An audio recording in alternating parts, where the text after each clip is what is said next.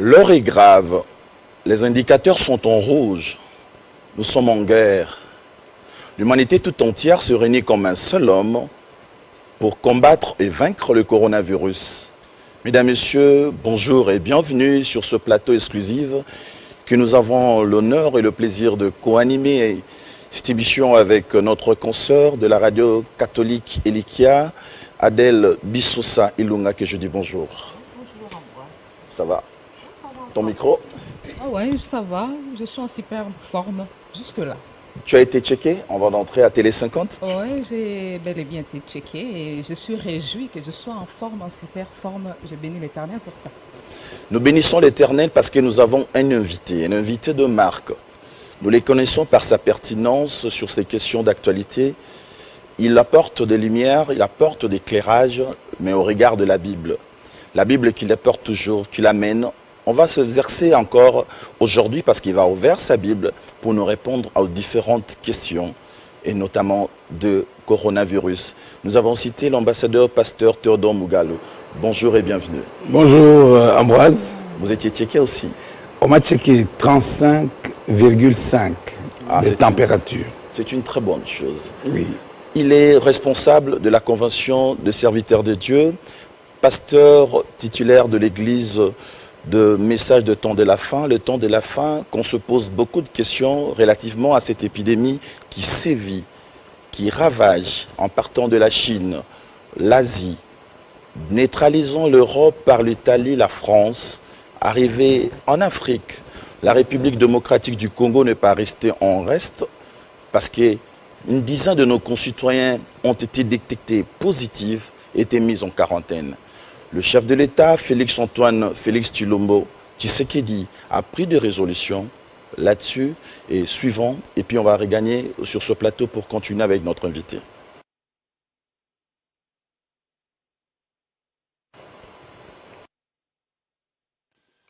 J'ai décidé de suspendre jusqu'à nouvel ordre, dès ce vendredi 20 mars 2020, tous les vols en provenance des pays à risque et des pays de transit. Seuls les avions et les navires cargo et autres moyens de transport fret seront autorisés à accéder au territoire national et leur personnel soumis au contrôle. De reporter les voyages à destination de la République démocratique du Congo de tous les passagers résidant dans les pays à risque jusqu'à nouvel ordre. D'imposer à tous les passagers, à leur arrivée aux frontières nationales, de remplir une fiche de renseignement et de se soumettre sans exception à l'obligation de lavage des mains et du prélèvement de la température. D'imposer une mise en quarantaine de 14 jours maximum à toute personne suspectée à l'issue du test de température pour un examen approfondi et au besoin d'interner dans les hôpitaux prévus à cet effet les personnes qui seront testées positives. De doter tous les postes d'entrée maritimes, fluviales, lacustres et terrestres du territoire national du même dispositif de surveillance pour renforcer le contrôle des passagers en provenance de l'étranger. De soumettre systématiquement les personnes en partance de Kinshasa vers les différentes provinces de notre pays aux mesures de contrôle dans le but d'éviter la propagation de cette pandémie sur le reste de notre pays. S'agissant des rassemblements, j'ai décidé d'interdire tout rassemblement, réunion, célébration de plus de 20 personnes sur les lieux publics en dehors du domicile familial. De la fermeture des écoles, des universités, des instituts supérieurs, officiels et privés, sur l'ensemble du territoire national à dater de ce jeudi 19 mars 2020 pour une durée de 4 semaines. De suspendre tous les cultes pour une période de 4 semaines à compter de ce jeudi 19 mars 2020. De suspendre les activités sportives dans les stades et autres lieux de regroupement sportif jusqu'à nouvel ordre. D'interdire toujours jusqu'à nouvel ordre l'ouverture des discothèques, bars, cafés, terrasses et restaurants. D'interdire d'organiser l'organisation des deuils dans les salles et domiciles, les dépouilles mortelles étant conduites directement de la morgue jusqu'au lieu d'inhumation en nombre restreint d'accompagnateurs. De prendre en charge aux frais du gouvernement tous les cas testés positifs sur l'ensemble du territoire national.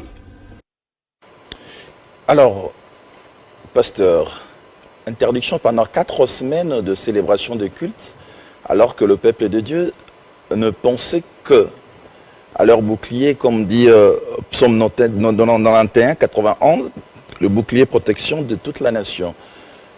Ça vous réjouit, vous, les hommes de Dieu? Je voudrais d'abord lire Lamentation 3, versets 37 à 39. Qui dira qu'une chose arrive, que le confinement arrive, que la suspension des cultes arrive, sans que le Seigneur l'ait ordonné? N'est-ce pas de la volonté du Très-Haut que viennent les maux et les biens? Pourquoi l'homme vivant se plaindrait-il? Que chacun se plaigne de ses péchés. Vous savez, en Égypte, Moïse a demandé au peuple de rester à la maison pendant 14 jours, de prendre un agneau le 10e jour et le 14e jour sacrifier l'agneau. Tous confinés dans vos maisons en mettant le sang à la porte. Exode 12, verset 5 jusqu'à verset 1 jusqu'à 6 et verset 13. Le sang vous servira de signe.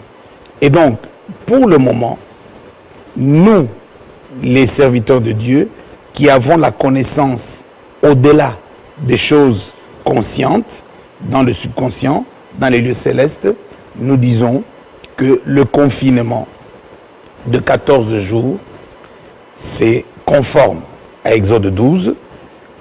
Pendant les 14 jours, vous devez jeûner, prier, capturer l'agneau, c'est Jésus-Christ, mettre le sang à la porte. Noé a été confiné pendant 40 jours dans l'arche de Noé. Jésus s'est confiné lui-même, s'est isolé. La quarantaine, c'est 40 jours. Le président de la République parle de 1 mois. Voilà. 1 mois, c'est-à-dire 4 semaines. Ouais. C'est le mois pascal. C'est le mois pascal. C'est un mois où chaque famille, exercez-vous maintenant à faire la prière en famille pour mettre le sang à la porte. Parce que les Congolais, les autorités n'ont pas le temps de prier. La prière, c'est pour la femme et les enfants. Maintenant, vous avez le temps avec vous-même, les enfants, votre femme, pour que vous puissiez prier pour mettre le sang à la porte. Jésus s'est confiné pendant 40 jours dans le désert, et quand il est ressuscité, il a dit aux femmes de ne pas le toucher, parce qu'il doit de ne pas le toucher comme aujourd'hui. Nous ne devons pas nous toucher jusqu'à ce qu'il fasse les 40 jours. Après les 40 jours, il a été enlevé. Moïse est allé au mont Horeb pendant 40 jours, confiné, pour recevoir le mot de passe. Et c'est ce que nous devons enseigner par téléphone, qu'on nous pose des questions. Comment retrouver le mot de passe pour que pendant ce confinement, nous puissions ouvrir les écluses des cieux, nous puissions non seulement nous confiner dans nos familles, mais aussi dans les lieux célestes, selon Matthieu 6, verset 9, Jésus dit, voici comment vous devez prier. Verset 6 dit, 9, notre Père qui es aux cieux, que ton nom soit sanctifié, que ton règne vienne, que ta volonté soit faite sur la terre comme au ciel. Et verset 6, quand vous voulez prier, montez vous confiner dans la chambre céleste de Dieu. Alors le confinement, en grosso modo, c'est un mot qui vient de la Bible. Donc l'acte posé par le président de la République est justifié sur le plan biblique. Madame Adèle Bissosa. Oui, pasteur, c'est bien dit, j'encourage et j'apprécie, mais c'est comme si la population spécifiquement de Kinshasa, pourquoi pas de toute la RDC, n'a pas encore pris en compte le message du chef de l'État. Il faut, je ne sais pas, une sensibilisation tous azimuts dans les différents coins et recoins de la RDC pour que la population puisse comprendre les mesures, le fondamental du discours du chef de l'État. Parce que jusque-là, le confinement, ce n'est pas respecté par plus d'un Congolais. Oui, c'est à cause de l'ignorance. Les Congolais semblent mépriser les choses. Ce n'est pas qu'ils veuillent mépriser les choses, c'est parce qu'ils sont ignorants. Hein? Osée 4, versets 6 à 7, je vais lire. « Mon peuple est détruit par la guerre, par la maladie, coronavirus, parce qu'il lui manque la connaissance du mot de passe pour utiliser la puissance de Dieu qui est dans l'âme. » Et vous savez, le prophète Branham a prêché dans Enseignement sur Moïse, paragraphe 269-270, il a dit: lorsque le bébé Moïse, dans la petite arche, qui était entraîné par le courant des eaux du fleuve Nil, le bébé Moïse arrive dans les bras de la fille de Pharaon, qui cherche à avoir une nourrice, une femme des Hébreux, pour allaiter le bébé.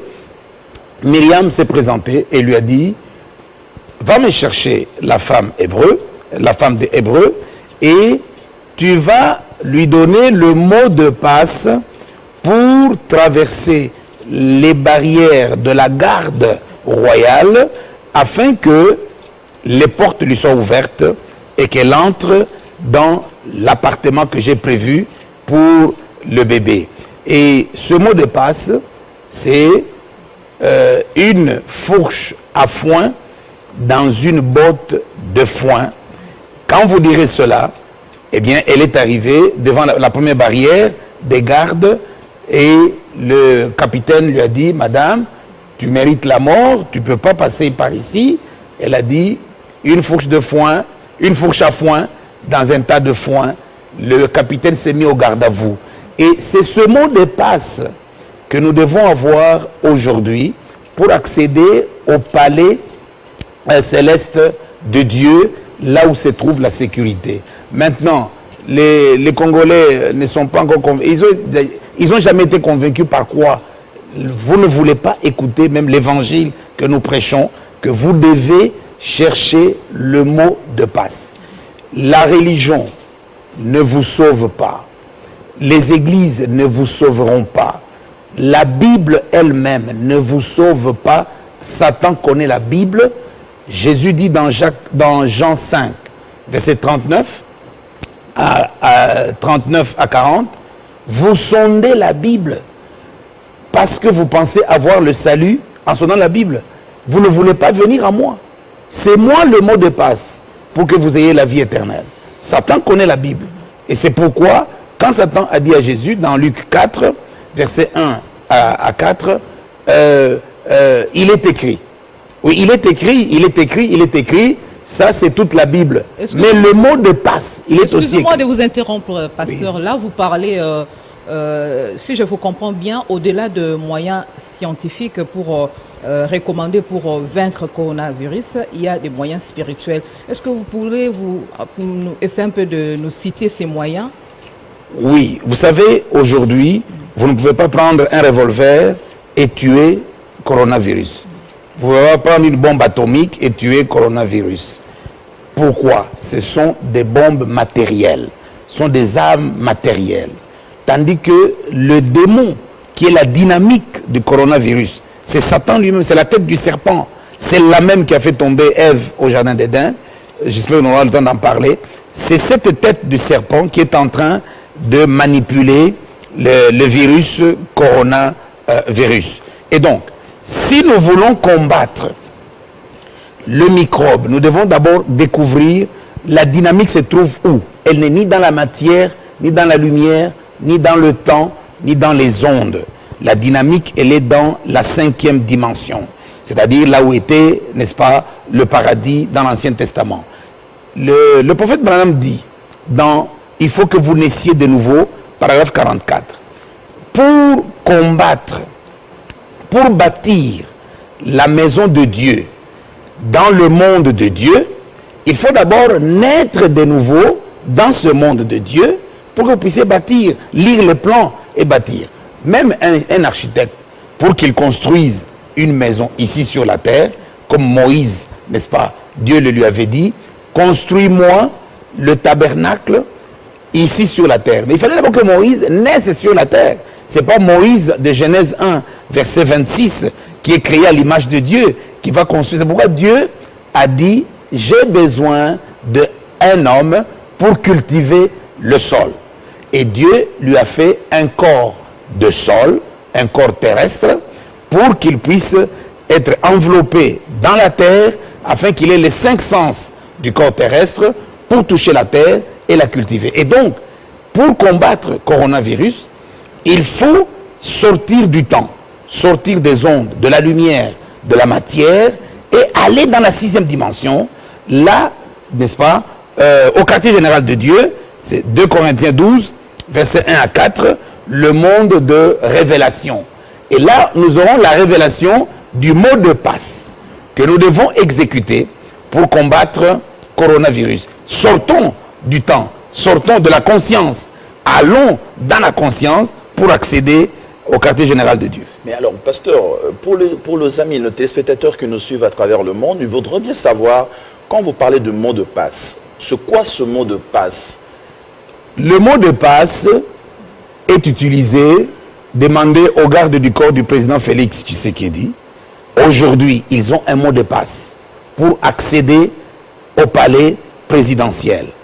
De manière à ce que même les militaires qui connaissent, n'est-ce pas, toute l'armée, tous les codes de l'armée, ne connaîtront pas le mot de passe approprié pour entrer au palais royal aujourd'hui. Je donne un autre exemple. Le professeur Mouyembe, il a fait la médecine, comme tous les autres grands médecins du monde. Mais il est le seul qui a eu le mot de passe pour vaincre Ebola. Le mot de passe, c'est une connaissance de plus. Le mot de passe, c'est la formule, c'est la clé dont parle Jésus. Je vous donnerai la clé. Tout ce que vous lirez sur la terre sera lié au ciel. C'est la clé scripturaire, la clé de la parole de Dieu pour ouvrir le coffre, là où se cache le médicament contre le coronavirus. Mais c'est lequel cette clé-là? Parce que l'humanité tout entière, nous l'avions dit à l'introduction, nous sommes en guerre. Vous qui êtes homme de Dieu, déjà on nous interdit de nous réunir parce que le peuple de Dieu trouve l'abri dans l'église. Vous nous avez expliqué, c'était pour des raisons sanitaires. Oui, ils trouvent l'abri dans les... J'ai dit que les églises ne sauvent pas. Ils se cachent dans la religion. La religion est une couverture, ce sont des feuilles de figuier. Arrêtez un peu ça pendant 2 semaines et revenez à Dieu. Jérémie 15, verset 19. Cultivez, tissez les liens de parenté avec Dieu pendant les 14 jours. Les liens de parenté avec Dieu pendant les 4 semaines. Cultivez ça. C'est-à-dire quoi? C'est-à-dire ceci, que vous devez d'abord vous-même traverser la matière, le temps, les ondes, pénétrer dans la dimension, dans la 6e dimension. Comment? Vous êtes avec, n'est-ce pas, vous avez été créé en Genèse 1, verset 26. Vous avez dans votre âme la promesse de l'immortalité. Le coronavirus apporte la mort. Toi, tu as la promesse de l'immortalité. C'est Genèse 1, verset 26, qui est dans ton cœur, Lamentation 3, verset 11. Dieu a mis dans le cœur de l'homme la pensée de l'éternité, la pensée de l'immortalité. Et comment alors vous pouvez transformer cette sémence de l'immortalité, qu'elle devienne le corps de l'immortalité, qui est dans 1 Corinthiens 15, verset 51, je vous dis un mystère. Il faut que ce corps mortel, l'âme mortelle, revêtent l'immortalité. Et ce corps corruptible, qui peut être corrompu par le coronavirus, revêt l'incorruptibilité. Alors Jésus a dit, pour que le germe de l'immortalité du Fils de Dieu puisse germer, Jean 12, verset 24, il faut que la sémence de l'immortalité tombe en terre. Pasteur, quand la sémence tombe en terre, elle va germer, elle va bâtir le corps de l'immortalité. Oui, il faut recourir aux arbres spirituels, je me dis, coronavirus n'aura pas sa place ici en RDC parce que les Congolais sont déjà, la prière a déjà gagné du terrain ici en RDC, donc la maladie n'aura pas sa place ici. Les prières, les prières que vous faites sans mot de passe sont inutiles. Il faut chercher le mot de passe. La preuve est que en Italie on fait la prière. En France, on fait la prière. Là où réside le pape. Mais ils n'ont pas encore le mot de passe. Les médecins ont travaillé. Ils n'avaient pas le mot de passe. Il fallait que le professeur Mouyembe puisse découvrir le mot de passe. Cherchez le mot de passe. C'est ce que je viens de vous expliquer maintenant. Mais parce que le mot de passe, pour l'avoir, il y a une procédure. C'est cela que je vais vous donner. Essayez d'être beaucoup plus explicite. Voilà. C'est quoi ce mot de passe? C'est quoi ce procédure? Comment on va se mettre? C'est ce que je viens de vous dire. Exactement. Que vous êtes né avec la sémence du mot de passe. Cette sémence du mot de passe, je vous donne les références. Jésus a dit, pour qu'elle puisse germer et construise le corps de l'immortalité dont vous devez vous revêtir. Parce que maintenant, vous vous revêtez de désinfectant. Ce n'est pas de l'immortalité. Vous mettez le masque. Le prophète Branham en parle. Hein, la voie pourvue par Dieu en ces temps de la fin. Il dit, vous allez mettre le masque, vous irez à l'hôpital, vous allez être confiné à l'hôpital. Ça ne vous donne pas l'immortalité. L'immortalité, vous l'avez dans votre âme. La clé, vous l'avez, c'est la sémence. Cette sémence doit être plantée en terre. Paul dit dans 1 Corinthiens 3, verset 6, « J'ai planté, Apollo a arrosé. » Comment planter? Eh bien, il faut planter comme Jean-Baptiste. Quand il a baptisé Jésus, les cieux s'ouvrirent. Pour planter la sémence de l'immortalité que vous avez, vous devez aller là où Jésus était parti, aux eaux du baptême. Être baptisé par celui qui est déjà né de nouveau là-bas, dans le monde de l'immortalité. Mais comment le saura? Qu'il vous baptise. Oui, mais laissez-moi terminer la procédure. Allez-y, que celui, je répondrai à la question après, que celui qui est déjà né de nouveau là-bas, qui a déjà le corps de l'immortalité, que lui vous baptise dans le nom de l'immortalité, qui est le nom de Jésus-Christ. Le Père, Fils, Saint-Esprit, ce ne sont pas des noms, ce sont des fonctions d'un nom, Jésus.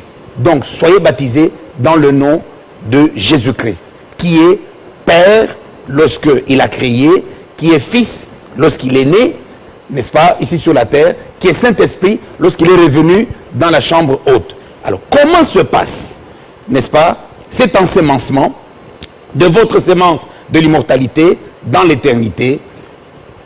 Je vous prends, je vous baptise par ensevelissement. On plante en ensevelissant.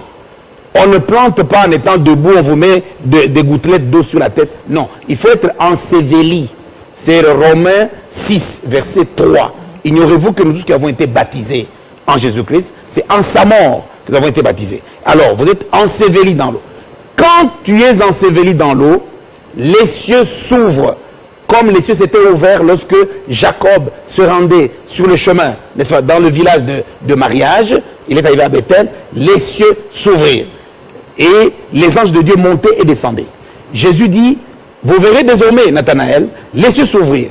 Et les anges de Dieu monter et descendre sur le Fils de l'homme. Alors, les cieux vont s'ouvrir aux eaux du baptême. Il faut le baptême qui ouvre les cieux. Quand les cieux s'ouvrent, l'échelle de Jacob descend. Les séraphins et les chérubins qui sont sur le trône de Dieu là où se trouve le champ de Dieu, de Jéhovah, les chérubins descendent, prennent le produit de votre repentance et prennent aussi votre sémence de l'immortalité. Vont maintenant la planter sur le trône de Dieu. Et à ce moment-là, la colombe, donc ces mêmes séraphins et chérubins, te conduisent maintenant au bois du calvaire, provoquent en toi la soif de la confession, comme le brigand de droite à Golgotha. Alors quand vous allez maintenant avoir la soif de la confession, après le baptême d'eau, la sémence est ensevelie là-bas dans le quartier général de Dieu, et maintenant la sémence ensevelie dans le quartier général de Dieu, dans l'arbre de la vie éternelle, sera maintenant arrosée par le sang de votre confession, de votre repentance, jusqu'à la germination, et c'est la nouvelle naissance, et la croissance. Vous savez rejeter le bien, rejeter le mal, choisir le bien. Et, laissez-moi terminer, Hébreux 5, versets 13 à 14, vous rejetez le mal, vous choisissez le bien, le sang de Jésus coule pour arroser la sémence dans les lieux célestes où elle vient d'être plantée, afin que vous puissiez croître dans toutes les dimensions et obtenir le baptême du Saint-Esprit, le corps de l'immortalité. Galates 6, verset 7, 6 à 7, vous pouvez maintenant crier, me voici Père, pour faire ta volonté. C'est-à-dire que quand je suis en train de vous parler de grâce, écoutez, je m'adresse à vous deux d'abord, principalement, avant de m'adresser à tous les autres, afin que vous puissiez comprendre, parce que s'il y a une seule âme qui comprend et qui revient à l'Éternel, une multitude de péchés seront pardonnés et coronavirus sera arrêté. Voilà, bien qu'il existe des armes spirituelles, vous vous prévenez quand même, vous évitez les salutations par la main, et puis vous entendre parler, est-ce que vous ne trouvez pas que vous ne serez pas en commun accord avec l'Organisation mondiale de la santé, l'OMS, qui craint le pire par rapport aux pays africains en faisant allusion à la propagation du virus de coronavirus? La question que vous me posez, je pense que elle comporte des contradictions. Ephésiens 6, verset 14 dit, prenez toutes les armes de Dieu. Le désinfectant que vous prenez a été inventé, a été découvert par un savant grâce à Dieu. Dr Muyembe a découvert le mot de passe contre Ebola grâce à Dieu. Sont les armes de Dieu. Mais le désinfectant qui est recommandé et le masque que moi aussi je prends, c'est tout simplement pour prévenir l'infection, retarder, n'est-ce pas, retarder la guerre, tout simplement. Ça ne guérit pas. L'OMS n'a pas dit que ça guérit. Ça prévient tout simplement. Et le prophète Branham dit aussi que ça ne fait que prévenir. Mais ce sont des armes. Mais ce sont des armes superficielles, des armes matérielles qui ne peuvent pas détruire l'esprit démoniaque de coronavirus. Vous avez aussi vos anticorps dans votre corps. Vous avez les globules blancs. Vous avez d'autres anticorps, mais qui sont incapables de détruire le microbe coronavirus. Maintenant, je vous dis qu'il existe les armes de l'immortalité. Ephésiens 6, verset 11 jusqu'à 18. Revêtez-vous de ces armes-là. Pas porter, revêtir. Les revêtir comme l'épervier est revêtu d'un bec et des ongles qui sont des armes. Revêtez-vous comme un arbre qui a des épines. Produisez les épines, les armes, à partir du sang de Jésus-Christ. Si vous avez le sang de l'épervier, vous produirez les griffes de l'épervier et le bec de l'épervier. Si vous avez la sève d'un arbre à épines, vous produirez des épines. Si vous avez le sang de Jésus-Christ, vous produirez, n'est-ce pas, les armes de Jésus-Christ. Ce sang, vous l'aurez comme le sang de votre Père terrestre à partir de la sémence de votre père. Vous aurez aussi le sang de Jésus à partir de la sémence de Jésus-Christ. La sémence de votre père a été plantée dans votre mère. C'est ça le lieu de l'ensémencement pour produire votre sang. Le sang de votre père dans vos veines. Et Zacharie 6, verset 12 dit, un homme dont le nom est germe. Et donc, le nom du baptême, c'est le nom du germe. Ce n'est pas le Père, le Fils, le Saint-Esprit, c'est le nom Jésus-Christ.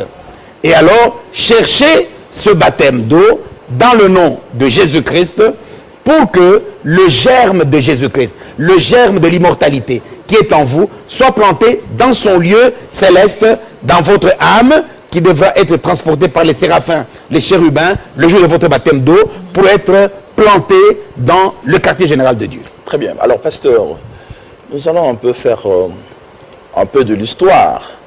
Comment s'était passé lors, nous apprenons par l'histoire que chaque centenaire, il y a des épidémies qui viennent au monde. Comment s'était passé lorsque il y avait la grippe aviaire, comme lorsqu'il y avait le choléra? Où est-ce qu'était la place de Dieu? Où est-ce qu'était la place de l'évangile pour exterminer tout ce qui était passé avant, qui s'appelle nos services de jurisprudence pour aujourd'hui?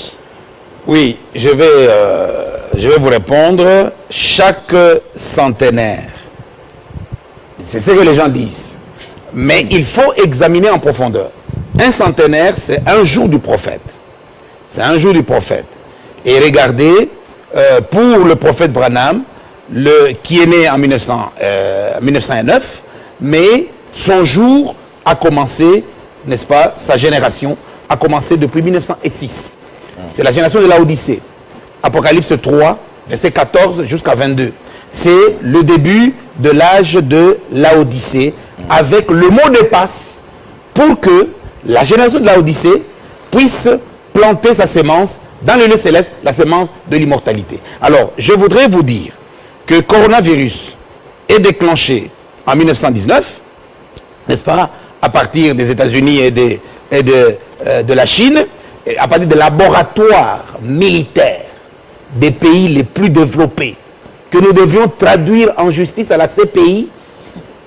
Oui, nous devions les traduire en justice parce que c'est eux qui manipulent le corona. Le virus corona, c'est un virus inoffensif. C'est à cause des laboratoires militaires qu'il a subi la mutation pour devenir ce qu'il est aujourd'hui. Lisez même les livres, n'est-ce pas, de la CIA, n'est-ce pas, qui parlent de ça.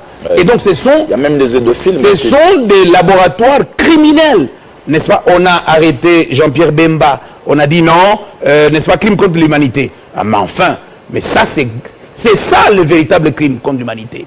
C'est maintenant qu'il faut arrêter ces gens-là, qui ont ces laboratoires-là, qui manipulent ces microbes, qui sont en train de nous exterminer. Maintenant, ils se cachent, ils ne disent rien. Ils ne disent plus rien. Eh bien, le coronavirus, 2019, moins 100, 1919, vous retrouvez la grippe espagnole. Eh bien, les 100 ans, en vérité, si vous suivez le temps, vous n'allez pas vous retrouver. Il faut suivre les générations de cette église du Nouveau Testament. Mais la première église... Tout le monde n'est pas outillé, le pasteur. Tout le monde n'est pas outillé, oui. Mon peuple meurt à cause de l'ignorance. Et c'est ce que nous devons enseigner. Ce n'est pas les prières là que nous faisons sans mot de passe. Parce que si nous vous enseignons les 7 âges de l'église, nous vous donnerons le mot de passe de chaque âge de l'église et vous comprendrez comment les chrétiens du premier âge de l'église d'Éphèse, première génération, le mot de passe a été révélé à Paul de Tarse. C'est lui à qui, vous pouvez lire cela dans Genèse 2, verset 1 jusqu'à 7. Et, eh bien, 1900, l'église, la première génération des chrétiens commence en l'an 53 avec Paul de Tarse. Se termine en l'an 170. Après le départ de Paul, le message est resté. Et de 53 à 70, Paul sonne la trompette du mot de passe, dans les 4 coins du monde. L'enfer est ébranlé. Parce que les enfants de Dieu sont appelés à la repentance, ils obtiennent le salut, se préparent à partir. Et Satan découvre qu'ils vont tous partir vers la fin de cette génération, ça a commencé à 53 jusqu'à 170, en 165, Satan riposte. Et sa riposte était la peste antonine, n'est-ce pas? Antonine, c'est le nom emprunté à la dynastie des Antonins, n'est-ce pas, de l'Empire romain. 165, Satan a riposté. Et c'était la peste antonine, aussi grave que celle d'aujourd'hui. Elle a tué 1 tiers de la population de l'Empire romain. 1 tiers. Et nous arrivons, ça c'était le premier âge, c'est la riposte de Satan. Et afin que ceux qui ont récité le message de Paul puissent mourir, qu'ils soient exterminés. Et les gens, et ceux qui ont reçu le message de Paul, mais qui ne sont pas sérieux, que leur corps soit détruit et que leurs âmes soient sauvées. Nous arrivons, je prends la peste de Justinien. La peste de Justinien a commencé au 3e âge de l'Église. Ça a commencé en 451. 451, et le 3e âge de l'Église commence, le 3e âge de l'Église commence, laissez-moi vous lire ça. Oui, parce que le temps que vous cherchez, on peut parler, si on fait allusion de la situation actuelle, les États-Unis et autres pays semblent déployer les efforts pour trouver un vaccin. Alors vous parlez de clés. Est-ce qu'on peut aussi recourir aux clés pour que le vaccin soit trouvé le plus tôt, serait le mieux? Parce que là, la population dans le monde, spécifiquement en RDC, vit la morale en berne par rapport à cette pandémie. Je voudrais vous dire que le savant, pour qu'il puisse découvrir, il faut que Dieu lui donne la révélation. Et pour que Dieu lui donne la révélation, il faut que les chrétiens prient.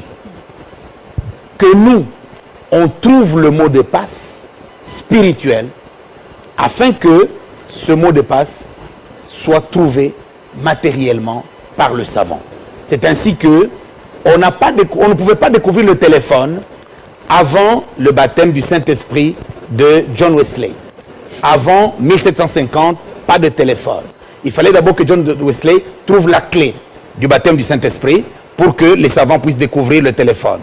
Même le moteur à explosion. Le moteur à explosion devait être découvert après la clé spirituelle du baptême du Saint-Esprit. Alors on a commencé à trouver le moteur pour les voitures et le moteur pour les avions. Tout cela, le prophète Branham nous prêche dans ses nombreuses prédications. C'est pourquoi aujourd'hui, je viens demander aux chrétiens de chercher le mot de passe, afin que quand ils trouveront, eux, le mot de passe, pour se cacher dans l'immortalité, les savants aussi découvriront le mot de passe médical pour que les gens soient sauvés, parce que ce n'est pas tout le monde, n'est-ce pas, qui sera sauvé. Il y en a même, lorsque la guérison viendra, qui recommenceront encore. Nous sommes dans Apocalypse 9, versets 18 à 19. Dieu dit, après la guerre 40-45, n'est-ce pas, les croyants de 1900, après la guerre 14-18, les croyants de 1914, les croyants de la 11e heure, ils ont prié et la guerre a été stoppée. Ils ont trouvé le mot de passe et la guerre a été stoppée le 11-1918 à 11h11 parce que c'était les croyants de la 11e heure selon Matthieu 20.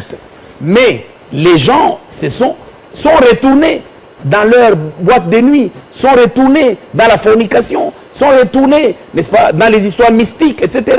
Et donc, nous ne disons pas que tout le monde, pour Dieu, le coronavirus concourt au bien des enfants de Dieu, afin qu'ils trouvent le mot de passe et obtiennent l'immortalité, le corps de l'immortalité.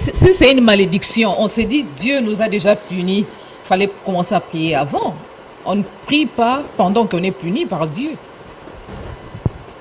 Pardon? Si le coronavirus est une malédiction, on ne prie pas pendant qu'on est puni par Dieu. Oui, Dieu a frappé, non? Admettons que Dieu a frappé les mondes par rapport à certaines réalités. C'est ce que Satan avait dit à Adam. Maintenant que tu es tombé, tu ne peux plus retourner à Dieu. Hein, parce que Dieu n'est pas miséricordieux. Ah non, Dieu est miséricordieux. Quand tu tombes, là où le péché abonde, la grâce surabonde si toi, tu as la révélation de te mettre maintenant en prière. Mais c'est ça justement. Vous ne pouvez pas dire que maintenant que Dieu, la malédiction que nous avons remonte à Ève. C'est à cause du péché. Lisez Jacques 1, verset 14, n'est-ce pas, jusqu'à 15. La convoitise, n'est-ce pas, chacun est tenté lorsque il est enflammé, il est allumé dans sa propre convoitise. La convoitise ayant conçu invente le péché. Le péché étant consommé produit la mort. Et donc la malédiction, Dieu a dit, si tu manges, tu mourras. Et depuis lors, nous sommes frappés par la malédiction. Coronavirus, c'est la malédiction. De la même manière que le déluge. Là-bas, c'était l'eau qui n'est pas toxique, hein, mais qui a tué les gens. C'était de l'eau à l'époque de Noé. Aujourd'hui, n'est-ce pas, c'est un microbe, n'est-ce pas, qui est virulent, qui est en train de tuer. C'est toujours la même formule. C'est pourquoi je voulais vous dire que c'est la reproduction. À chaque âge de l'Église, je crois que vous ne me suivez pas, n'est-ce pas? Au premier âge de l'Église, il y a eu Éphèse, la riposte de Satan sous forme de la peste antonine. Et au troisième âge de l'Église, quand les croyants, c'est-à-dire nous avons Martin de Tours, toujours en France, il a prêché, les gens ont revêtu l'immortalité, la génération a été sauvée et Satan a réagi à la fin de cet âge.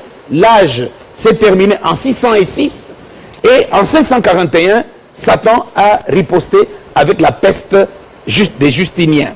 Et nous arrivons maintenant à la fin du quatrième âge de l'Église, n'est-ce pas? L'Église de Thyatire se termine en 1520. Et là-bas va commencer l'âge de Sardes avec Luther. Eh bien, Satan réagit contre le mot de passe du quatrième âge de l'Église par, n'est-ce pas, une peste qu'on a appelée la peste noire. Et il y a eu la grande peste de 1520, dont parle même le pape de Rome aujourd'hui. Et nous commençons en 1520 jusqu'en 1906, c'est l'âge de Sardes. Lorsque l'âge de Sardes tout va vers la fin, une autre peste a éclaté en 1820. Une autre peste va éclater, la grippe espagnole en 1918. Mais avant la grippe espagnole, une autre malédiction en 1914, c'était la Première Guerre mondiale. La Première Guerre mondiale qui cible, n'est-ce pas, essentiellement un peuple, le peuple juif, qui doit rentrer en Israël pour que Dieu puisse accomplir son plan, mais qui lui a changé de nationalité, est devenu russe, etc., romain, italien, français. Dieu est entré dans la loi de la nationalité et ils étaient persécutés pour qu'ils puissent rentrer chez eux. C'est cette malédiction-là. En 40-45... La malaria a fait aussi beaucoup de morts avant que le vaccin ne soit trouvé. Oui. Très bien. Alors, pasteur, Oui, mais posez la question. Oui, je disais, il y a aussi la malaria en Afrique qui a fait beaucoup de morts avant que le vaccin ne soit trouvé. C'est vrai que la Oui, malaria... mais maintenant, quelle est la question que vous posez? Bon, la question, c'est de savoir que est-ce que la malaria, c'est aussi une punition, comme vous le dites. Vous allez répondre au même moment parce que nous sommes en train de chiter. Je pense que vous êtes très loin de ce que je suis en train de dire. Toute maladie est une manifestation du péché. Soit votre péché, c'est ce que le prophète nous a enseigné. Soit votre péché, soit le péché de vos parents. Très bien. Eh bien, c'est de là que remonte la déformation de la vie. La maladie est une déformation de la vie. Exactement. Et toute déformation de la vie est une action de Satan. Exactement. Pasteur, vous avez, nous arrivons quasiment à la fin de cette émission, mais nous aimerions vous poser cette question parce que vous avez évoqué notamment Noé avec pendant son temps, mais Noé, nous le savons par la Bible, qu'il il a précédé, il a prêché, il disait, il a construit l'arche pour que les gens s'abritent. Mais la responsabilité aujourd'hui, nous vous donnons à vous, le serviteur de Dieu. Vous ne nous avez pas préparé pour ce coronavirus. Vous ne nous avez pas prêché, à part quelques individus qui faisaient de prophéties, qui nous disaient qu'il y aura un fléau, qu'il y aura quelque chose qui va dévaster au mois de mars. Mais vous, serviteur de Dieu, vous devez être d'abord... Maintenant, je suis en train de prêcher, mais j'ai l'impression que vous ne me suivez pas. Non, vous êtes en train de prêcher pendant que nous sommes sévis. Parce que nous sommes, pendant que nous sommes sévis. Vous devrez le faire en aval. Oui, je voudrais vous dire que votre objectif, oui. Ne pensez pas que c'est une formalité professionnelle que vous êtes en train de remplir. Je vous dis que le hasard n'existe pas. Très bien. Eh bien, Dieu a voulu que je puisse vous parler. Vous avez posé la question sur Noé. Noé a prêché pendant 120 ans. Il a prêché quoi? Il a prêché le mot de passe. La formule pour construire l'arche dans laquelle on pourra entrer pour être préservé du déluge. Et c'est ce que nous prêchons. En tout cas, moi, je prêche le mot de passe pour construire l'arche de l'immortalité. Noé avait construit l'arche en bois. Moi, je suis en train de construire l'arche de l'immortalité. Et là, le mot de passe, n'est-ce pas? Je donne l'exemple de Moïse. Alors vite, parce que nous sommes à la fin. Oui. Il y a des programmes qui suivent. Oui, malheureusement, on n'a pas beaucoup de temps. Le mot de passe de Noé, vous avez compris, c'était la formule pour construire l'arche. Okay. Et être préservé, n'est-ce pas, du fléau, de la malédiction. Et aujourd'hui, cette maladie, c'est aussi la malédiction, mais la plus virulente pour que vous puissiez écouter l'évangile de paix, Éphésiens 6, verset 15, qui vous donnera les chaussures, n'est-ce pas, de la grâce. Romains, toujours, Éphésiens 6, verset 15, les chaussures de la grâce. Romains 16, verset 20, pour que vous-même, vous puissiez écraser la tête du serpent, parce que le corps du serpent, c'est coronavirus. La tête du serpent, ce sont nos péchés non confessés. Et quand nous les confessons, nous vidons la tête du serpent, nous revêtons les chaussures de la grâce et nous piétinons le corps, n'est-ce pas, la tête du serpent. Et donc, je voudrais que les croyants de l'âge de la Odyssée, ça sera votre mot de la fin, pasteur. Oui, les croyants de l'âge de la Odyssée, nous sommes en Apocalypse 3, verset 19. Dieu dit, moi, je châtie ceux que j'aime, celui que j'aime. Coronavirus est un châtiment de Dieu pour nous que Dieu aime. C'est pour nous que ce corona est venu, afin que nous puissions nous repentir, vider la tête du serpent, revêtir l'immortalité et rentrer dans 1 Corinthiens 15, verset 51. Je vous dis un mystère. Nous ne mourrons pas, mais nous serons changés parce que nous allons revêtir le corps de l'immortalité et nous dirons, ô Corona, où est ton aiguillon? Ô Corona, où est ta mort? Voilà ce que je voulais dire aux enfants de Dieu, mais on n'a pas eu assez de temps. Nous allons revenir pour l'acte 2 de cette émission. Nous ne mourrons pas, nous serons plutôt affranchis et nous allons vaincre le coronavirus. Messieurs, mesdames, merci pour votre attention. Merci à l'ambassadeur Théodore Bougalou. C'est pas évident de vous arracher la parole. Vous avez beaucoup à dire.